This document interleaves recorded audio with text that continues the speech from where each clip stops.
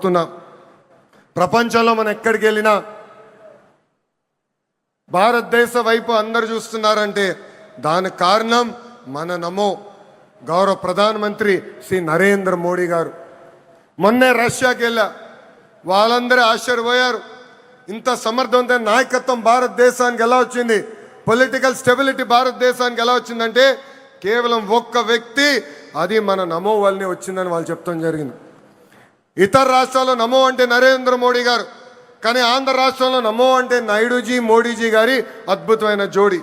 ఇతర రాష్ట్రాల్లో double engine సర్కారు ఉంటే కేవలం ఆంధ్ర రాష్ట్రంలోనే డబుల్ ఇంజన్ బుల్లెట్ ట్రైన్ సర్కారు ఉంది.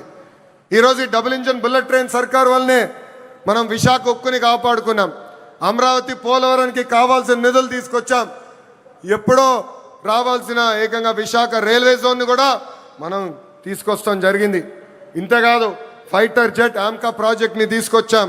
త్వరలో కర్నూలులో కూడా హైకోర్టు బెంచ్ ఏర్పాటు చేసే బాధ్యత ఈ డబుల్ ఇంజిన్ బుల్లెట్ ట్రైన్ సర్కారు తీసుకుంటుందని ఈ సభాముఖంగా ప్రజలందరికీ తెలియజేస్తున్నాం.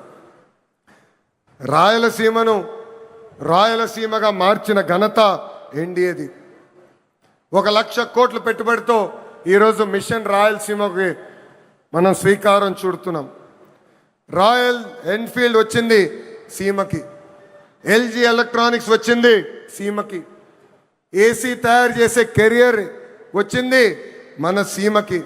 అంతేకాదు రిలయన్స్ ఇండస్ట్రీస్ కూడా వచ్చింది మన సీమకి. That is the commitment of NDA government for రాయలసీమని ఈ సభాముఖంగా తెలియజేస్తున్నాం. తెలుగుదేశం పార్టీ, జనసేన, భారతీయ జనతా పార్టీ అనేది ఒక పెద్ద కుటుంబం. కుటుంబం అన్నప్పుడు చిన్న చిన్న సమస్యలు రావచ్చు, మనందరం కూర్చుని మన సమస్యలు పరిష్కరించుకోవాలి. ఆ బాధ్యత ఇక్కడున్న నాయకులందరిపైన ఉంది.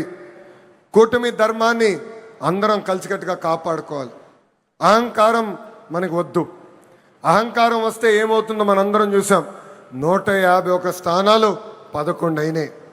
ఇది మనందరం గుర్తుపెట్టుకొని ప్రజల్లోకి వెళ్దాం, ప్రజల్లో చైతన్యం తీసుకొద్దాం, ప్రజలకి అండగా నిలబడదామని ఈ సభాముఖంగా మిమ్మల్ని అందరినీ నేను కోరుతున్నా. ప్రజాప్రభుత్వం కొనసాగింపు అనేది చాలా చాలా అవసరం. మనం చూసాం, ఒక గుజరాత్, ఒక ఒరిస్సాలో వరుసగా ఒకే ప్రభుత్వ అధికారంలోకి వచ్చగల ఎంత అభివృద్ధి చెందినాయో. పెద్ద ఎత్తున పెట్టుబడులు వచ్చినాయి, పెద్ద ఎత్తున రోడ్లు వేసుకున్నారు, కరెంట్ ఛార్జీలు తగ్గించుకున్నారు, ముందరికెళ్ళారు.